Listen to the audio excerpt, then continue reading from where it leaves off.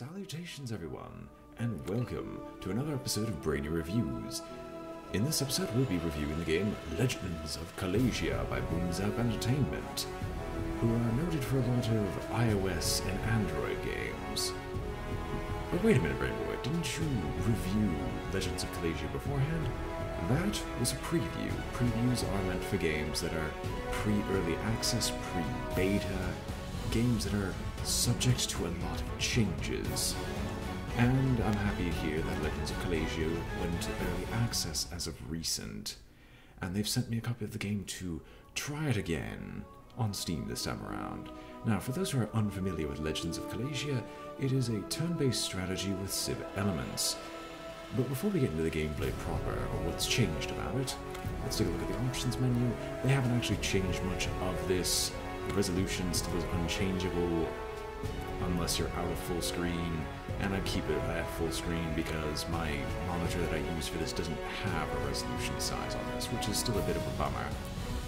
And sliders and such are fully adjustable for music and otherwise, but the reason the music is so loud, or the audio for this will be a bit quiet, is that I can't actually lower the music any lower than this for you to be able to hear it, unless you just don't want to have the music at all throughout the review, as if it goes any lower than this amount, or the sound goes any lower than this amount, it cuts out completely.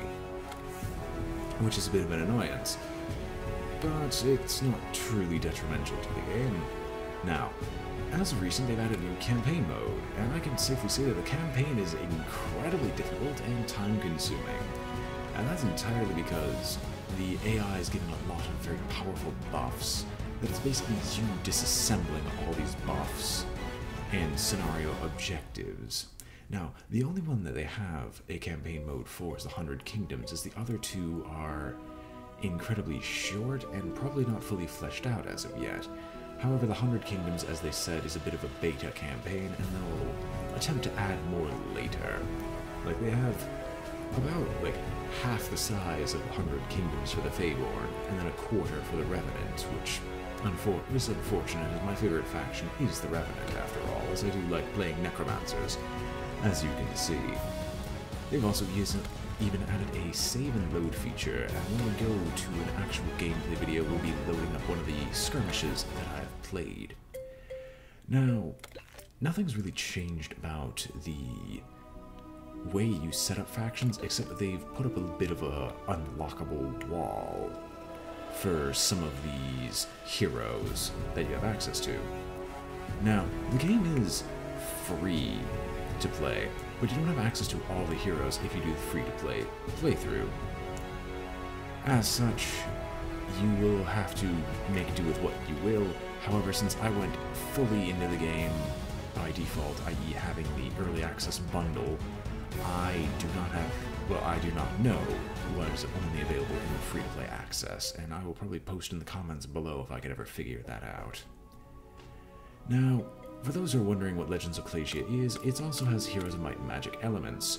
By that, you don't have armies, you have your generals. Those generals are the specific individuals that I've put into these slots, which make up my general command, my generals that I put into the field. These generals lead the army you recruit into glorious, glorious combat. And each one now has more unique abilities. From the previous time in the pre-alpha stages, they only had one of two styles of abilities, attack and defense bonuses for both missile and melee phases of combat. They finally added the ability to get extra gold, bonuses when sieging structures or defending locations, increases to recruitment, or I should say reduce costs of recruitment gold-wise, and even victory points, which is one of the victory conditions. However, since I'm stuck with these four heroes, I might as well show you the setup screen. You can set the AI difficulty here, set neutral creeps however you wish, and even set a game duration. 30 is about standard, and games will usually take you anywhere between 30 minutes to an hour, but do not need to be played completely through, at least in the AI. I'm not certain of multiplayer, because while this does have a fully functional multiplayer feature, there's usually not enough people there, nor not enough people to want to play, so it's a good thing that people like me are trying to do a bit of a review slash drum up a little bit of support for it, as we could definitely use more multiplayer. Or more people for the multiplayer scene, as this game's actually pretty fun. Anyway, let us go into the file that's specifically set up for the review by being about halfway through a three-way game. Now, hopefully this music will go away briefly. And it's not. I guess it's a bit of a bug. Yeah, I might as well just turn down the music then, because it's so bloody overpowering. Alright, so this is the gameplay proper. As you can see, it's very much a board game slash risk style map. And just as a bit of curiosity, when you bring it back up to that level, the music restarts. Unfortunately, it's not the tracks that are usually shown here, so I guess there are still a few bugs here and there, which will hopefully be ironed out later. Now, a bit of an explanation for the game itself. It's risk with civilization elements is the basic, easiest way to boil down the game. Your heroes have 4 basic actions. They can attempt to pillage a land, which will destroy structures on top of it, which you also have the ability to build structures. Now, since my hero is currently on a territory that has a city, I can't build anything but upgrades for the city, which are shown here. Now, of course, some of this is cut off so you can't easily see it all, but the upgrades are as follows. You have upgrades to your population limit, how many troops you can actually have on the field at once, which are the troops that are being led by your commanders, as your commanders don't take up population limit. You have structures that boost gold production, which is used to hire troops. You have the portal structure, which I have built already, which allows you to teleport to any other portals you own on the map, as long as you've built at least 2 of them. And you also have victory point structures, which is the secondary win condition.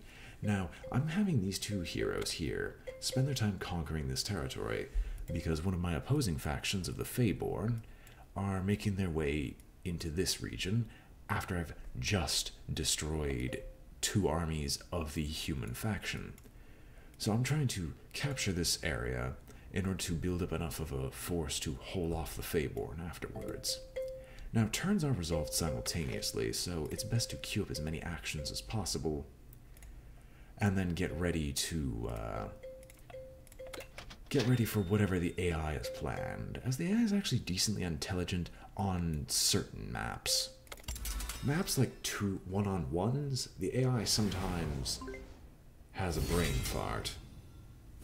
And I don't know what I expected there.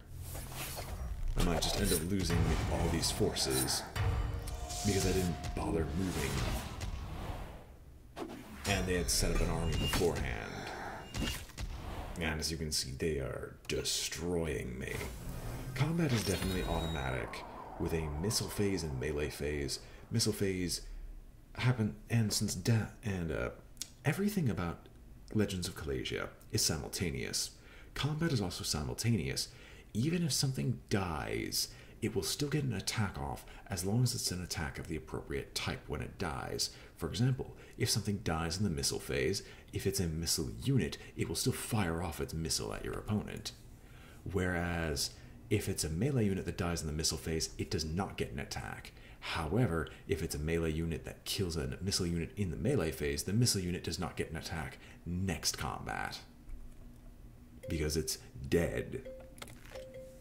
Now, there's the ability to hire and produce troops through the structures that you have available. In this case, I have these fortresses here, which allows me to produce Tier 1 troops, which are always available from any unit producing structures. Then you need to start getting the advanced unit producing structures to produce the higher tier ones. For example, the Lich and Abomination of the Revenant faction. Although for the Feyborn, I think it's the Sprigs and... Actually, it's the Sprigs and the Satyrs, I believe. No, Sprigs and Furies. For the humans, it was the Guard, and another unit type that I currently do not see. And this does not matter to me as of right now. Now, since he's trying to conquer this territory, I do need to send a response. and I need to be swift about it. So we're going to hire up a few troops, and since hiring is instantaneous, which is a very nice feature, I can produce as many troops as needed on the spot. They're hired and can be sent out to the front lines immediately. And I'm sending both heroes over in an attempt to stem the tide, as I'm trying to conquer as much territory as I can and then basically hold the line against these people. Now, thankfully, since combat is randomized to an extent, the game's also kind enough to give you, like, a prediction. Here's what the game thinks will happen, but that might change because the AI also targets opponents at random, barring special qualities that make certain units get targeted. Like, for example, the Lich unit of mine has the rearguard trait, if I could find them. The rearguard trait means stealth mode during missile and melee phase. They're supposed to be targeted last of all my units. And if I still... Oh, I do have my dragons. My dragons, on the other hand, don't have anything like that. They're just incredibly defensive in the missile phase and can inflict additional damage in that phase as well, being a tier 3 unit for the Revenant, and thus has a lot of keywords and buffs associated with it. I see what you're trying to do. I don't approve of it, but that doesn't mean I can really stop it. Now, since we killed off some of those melee units, there was a chance that they might not have killed my dragons, but unfortunately that was the case. And when a commander's army runs out and dies, that usually means that that commander is indisposed. While indisposed, they will spend a certain amount of turns recovering. In this case, Annette is going to spend 5 turns recovering, but when they're done, you can bring them back to life for their starting gold cost, and immediately get those troops back into the field, even if it would push you over your troop limit. So you kind of want to keep recruiting so you're at just enough and to break this troop limit, even if you can't hire any further past those recruitments. Now, another aspect of Legends of Callasia is that you get access to these cards. These cards appear during the spring and autumn seasons, as this game has a monthly cycle, which causes various effects per month. And these cards depend entirely upon what heroes you have currently available, i.e. in the field. In this case, I have Dalgar, who is my warrior hero, and I've gained a few warrior cards as a result, and warrior cards usually buff the attack and just the attack of your troops. It's the merchant that buffs the defenses. And I can't show you the list exactly from here, as that was my mistake. I'll have to show you after this is said and done, the list of cards that exist in my Revenant forces. And unfortunately, the randomization, like the calculator, does not actually take into effect what cards you've spent on these forces. So my results are actually going to be fairly decent because I'm going to be doing how much additional damage? Plus 50, plus 25, and they also gain charge to double their damage on the first round of combat, which is hilariously broken when you stack enough damage buffs together. And with that, I think we shall end the turn here. Since my friend the allied hero of Hell is tying up those forces, I may have time in an effort to slow them down before they tried to conquer one of my territories and break up one of my ever so useful buffs. Similar to Risk, holding all the territories of a specific region will actually grant you a buff. In this case, the buff is 2 golden victory points for holding that many. And I'm attempting to make use of this buff heavily, which is why I spent so many cards in an effort to wipe them out. And take it from me, the music, while there aren't many tracks, is actually pretty nice to listen to, at least when you're not getting overpowered by the introductory theme to Legends of Callasia. And we'll try this again.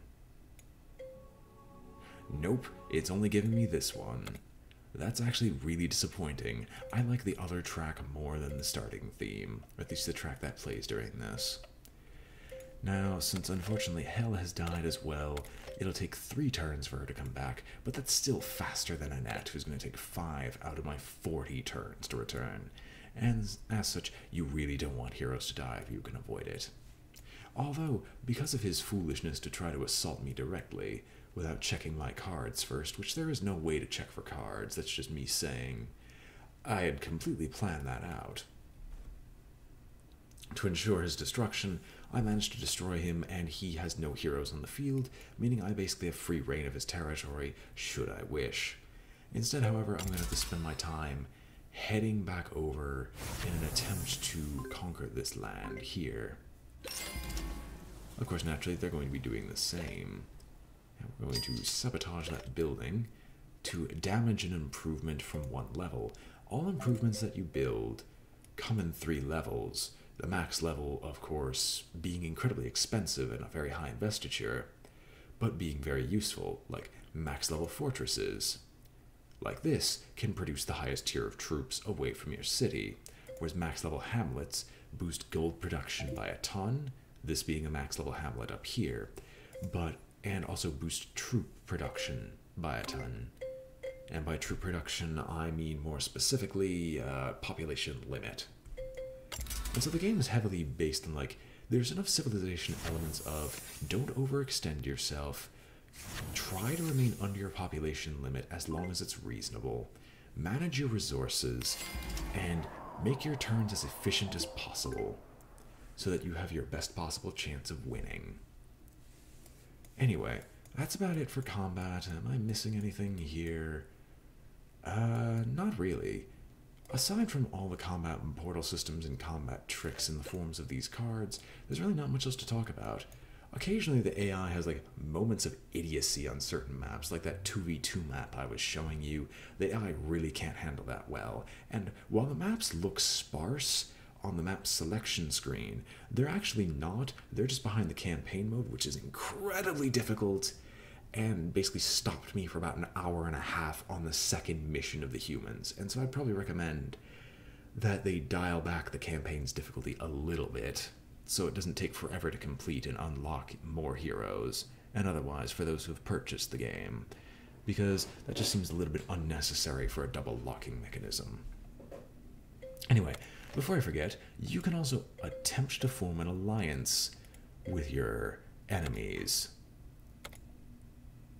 I do not wish to associate with your kind, maggot, and they reject the alliance. You can give tribute of certain amounts of gold to try to make them like you a little bit more. Grovel before me, worthless trash. And then you could attempt to form an alliance, but really, since I wiped them out, they don't appreciate me. Although, there is an achievement system. Oh, here you can also see the opponent's victory points, which none of us are close to any victory condition as of yet. So we're just kind of taking our sweet time, traveling through all these areas. And you can also take a look. Oh, I almost forgot about these entirely. You also have little scanners here, settings that show you how much gold a location is worth, how many victory points a location is worth, as of the current month of winter, where you don't get any bonus cards and your resources are halved. Which is to help ensure certain pacing of the game, because due to these variants in seasons, you want to time your attacks with those specific seasons. In the case of winter, you want to attack in winter, but build up forces in the summer where you have 150% gold production. Anyway, that's enough about this gameplay. You've seen enough, we've had enough of our combat and otherwise. So let's head back to the main menu to show you what I was talking about. Oh, and you can see my heraldry right here. You can custom design your own heraldry and otherwise through a very large variety of options with an online profile. And while I haven't been able to get multiplayer to really work just because it's kind of hard to set up, I can at least prove to you that there has been like multiplayer games, as you can see here, and that there's some amount of people, and while it would take a long time to scroll through all of them, if enough people join, we could of course play a couple of games, have a lot of fun. And what else is there? Ah, yes. Before I forget, let us show you the cards they have access to. Oh wait, that is not how you're supposed to do it. You're supposed to go to Skirmish, down here, and we have the cards that is available entirely to the Revenant faction. And some are more useful than others, like Creeping Death, which grants free units, Ancient Tombs to grab bonus gold, Summon Skeletons, and other such cards. Anyway, that's enough out of this, and that's it for my review of Legends of Callasia. overall, the game has a few bits of polish to go through before its full release, but thankfully it's in early access. And I think it's a decent game for what it asks. It just needs a bit more people for the multiplayer aspect of it, as if you enjoy games like Risk, any type of like Civilization-esque board game, or any other style of game that's similar to that, you'd probably enjoy Legends of Callasia. Now, for the price, in early access they're asking for $16. Now, during the full release, they'll actually be asking for $20, and you can buy the early access for $16 on either the main website or from Steam, where it recently gained access in the previous month. Anyway, that's it for my review of Legends of Callasia. Hope you've all enjoyed watching. This has been BrainBoy20 with Brainy reviews of Legends of Callasia. If you enjoyed the video, remember to like, comment, or subscribe, for it helps out a great deal for me, and I hope to see you all on the battlefield. Catch you all next time.